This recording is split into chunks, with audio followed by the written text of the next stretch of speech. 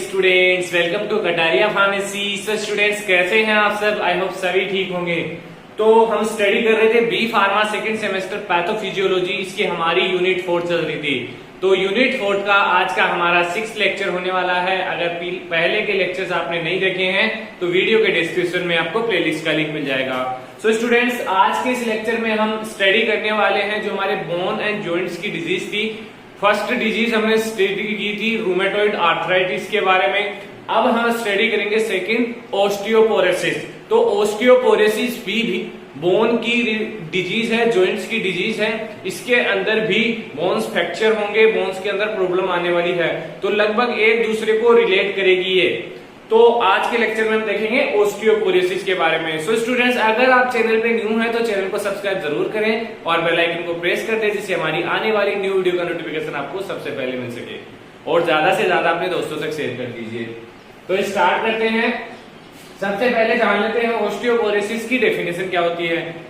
एक कॉमन वे में देखिए तो ऑस्टियोपोरोसिस के अंदर जो बोन्स होती हैं वो कमजोर हो जाती है, उनकी डेंसिटी कम हो जाती है, इसलिए वो इजीली ब्रेक हो जाती है, टूट जाती है, उनके फ्रैक्चर आ जाता है। तो उसको बोलते हैं ऑस्टियोपोरोसिस। देखिए definition, osteoporosis is a condition characterized by weakened bones. मतलब कि जो बोन्स है वो वीक हो जाएगी, that are more prone to fracture, जिससे इजीली उनके अंदर फ्रैक्चर आ जाएगा। And break due to reduce bone density and quality. मतलब कैसे फ्रैक्चर हुआ, क्यों फ्रैक्चर हुआ? क्योंकि उनकी जो डेंसिटी है और क्वालिटी है बोन की वो कम हो गई है। कोई भी कारण हो सकता है, जैसे विटामिन डी की कमी से या फिर अदर कोई हार्मोन की कमी से, कुछ भी कारण हो सकता है, होता है किसके अंदर, ये ऑस्टियोपोरोसिस डिजीज के अंदर। मतलब कि जो बोन है वो इजीली ब्रेक हो जाती है, फ्रैक्चर हो जाता है, क्योंकि उनकी डेंसिटी और क्वालिटी कम हो जाती है। तो ये है डेफिनेशन ऑफ ऑस्टियोपोरोसिस। तो इजी है, समझ में आ गया होगा आपको। बात करते हैं कोजेस की। तो बेसिकली 2 टाइप्स में इसको डिवाइड किया गया है, primary and secondary causes. Primary causes क्या हो सकता है? Often age related, age depend कर सकती है इस चीज के ऊपर, क्योंकि ये डिजीज एज पे डिपेंड करती है। Occurring naturally as people get older, जैसे जैसे पीपल ओल्डर होता जाएगा, ओल्ड एज आती जाएगी, वैसे वैसे ये प्रॉब्लम देखने को मिलती है पेशेंट्स के अंदर। सेकेंडरी में क्या है? Resulting from other condition. First primary तो देखिए कॉमन है, किसी में होगा किसी में नहीं होगा, लेकिन सेकेंडरी क्या है? ये किसी और वजह से आपके अंदर हुआ है, या तो कोई मेडिसिन की वजह से होता है, या फिर कोई हार्मोनल चेंज की वजह से हो सकता है, या फिर किसी विटामिन की कमी के से हो सकता है। तो ये सेकेंडरी जो कोज है वो आपको ध्यान रखना है। रिजल्टिंग फ्रॉम अदर कंडीशन, जैसे कि मेडिकेशन, कुछ मेडिसिन ऐसी आती हैं जो ऑस्टियोपोरोसिस, रूमेटॉइड आर्थराइटिस कोज करती है, सच है जैसे कि long term use of corticosteroids. जो स्टेरॉइड्स आप यूज करते हैं मेडिसिन में, लगातार अगर आप स्टेरॉइड्स का यूज करेंगे तो आपके बोन्स में फ्रैक्चर देखने को मिलेंगे। बोन्स आपकी डेंसिटी कम होगी, बोन्स की क्वालिटी कम होगी, जिससे इजीली कोई भी चोट लगने पे उनके अंदर फ्रैक्चर हो सकता है। और हार्मोनल इम्बैलेंस या फिर हार्मोनल इम्बैलेंस अगर आपकी बॉडी के अंदर है तो भी ऑस्टियोपोरोसिस हो सकता है। तो these are the causes of osteoporosis. I hope आपको समझ आया होगा। दोनों ही कोजेज मैंने समझाए हैं आपको। बात करते हैं सिम्टम्स की। तो सिम्टम्स ऑफन एसिम्प्टोमेटिक अंटिल ए फ्रैक्चर अकर। मतलब कि फ्रैक्चर नहीं होता है तब तक कोई सिम्टम्स नहीं है इसका। सिम्टम्स पता ही नहीं लगेगा, धीरे धीरे धीरे धीरे घुटनों के अंदर वीकनेस आती जाएगी। जब फ्रैक्चर होगा तब पता चलेगा हाँ हमारी बॉडी के अंदर ऑस्टियोपोरोसिस हो चुका है। पॉसिबल सिम्टम्स इंक्लूड जैसे कि बैक पेन होगा, loss of height and stop posture. जो पोस्चर है वो चेंज होगा, हाइट आपकी ऐसी मतलब शरीर झुक जाएगा, घुटनों में दर्द होगा, पेन होगा। तो ये सब कुछ इसके कॉमन सिम्टम्स हैं। बात करेंगे डायग्नोसिस की, कैसे डायग्नोस करेंगे? तो एक टेस्ट होता है बोन डेंसिटी टेस्ट, या इसको डेक्सा टेस्ट भी, डेक्सा स्कैन भी बोलते हैं, जो करवाना होता है। मेजर बोन मिनरल डेंसिटी, जो डेंसिटी होती है बोन की, मिनरल्स की कितनी कंटेंट है मिनरल्स का, वो चेक किया जाता है इसके अंदर।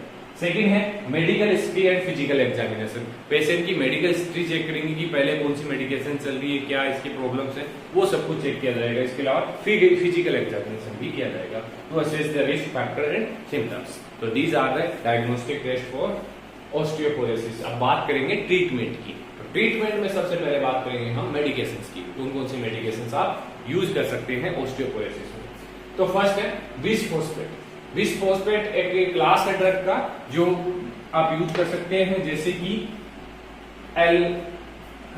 एलेंड्रोनेट, एक एलेंड्रोनेट मेडिसिन आती है।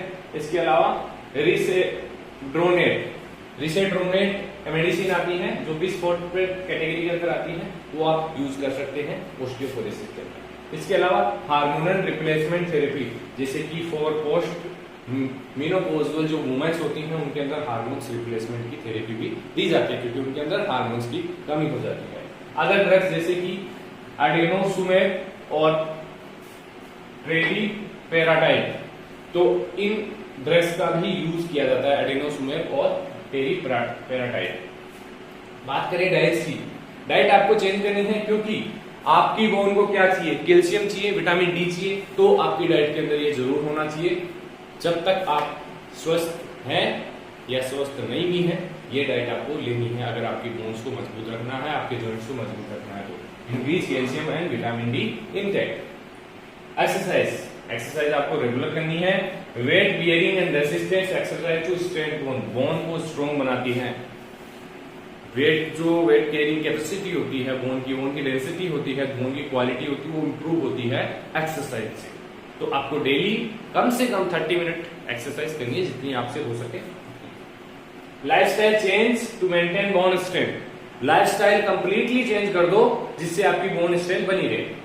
उसके अंदर आता है एक्सरसाइज, इसके अलावा डाइट, ये सब कुछ इसके अंदर इंक्लूड है। बात करते हैं प्रिवेंशन की।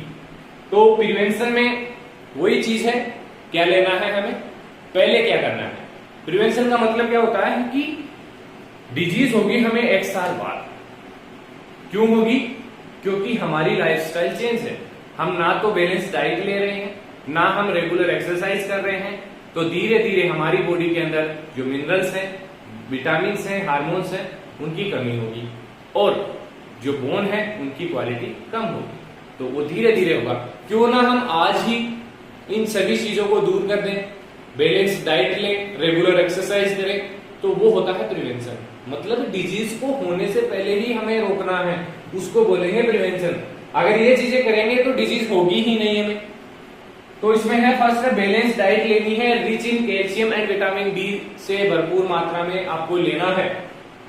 रेगुलर एक्सरसाइज करना है to maintain bone strength, bone strength को मेंटेन करने के लिए रेगुलर एक्सरसाइज करनी है। Bone health monitoring, regular properly checkup, अगर ओल्ड एज हो गई है तो रेगुलर चेकअप होना चाहिए आपकी बोन हेल्थ का, specially for those at higher risk. अगर रिस्क ज्यादा है तो मतलब की कंडीशन आपके जॉइंट्स की आपको खराब है ज्यादा, तो आपको रेगुलर मॉनिटरिंग करवानी चाहिए बोन्स की, जॉइंट्स की। तो आज के लेक्चर में इतना ही देखेंगे। आई होप ये ऑस्टियोपोरोसिस जो लेक्चर था, टॉपिक था, वो आपको समझ में आया होगा। अगर कोई भी डाउट हो तो आप हमें कमेंट करके बता सकते हैं। इसके लिए हमारा टेलीग्राम ग्रुप भी है, इंस्टाग्राम पेज भी है, आप डायरेक्ट हमसे कांटेक्ट कर सकते हैं। इसके अलावा नोट्स आपको टेलीग्राम ग्रुप में मिल जाएंगे। तो बने रहिए हमारे साथ, मिलते हैं नेक्स्ट वीडियो में। धन्यवाद।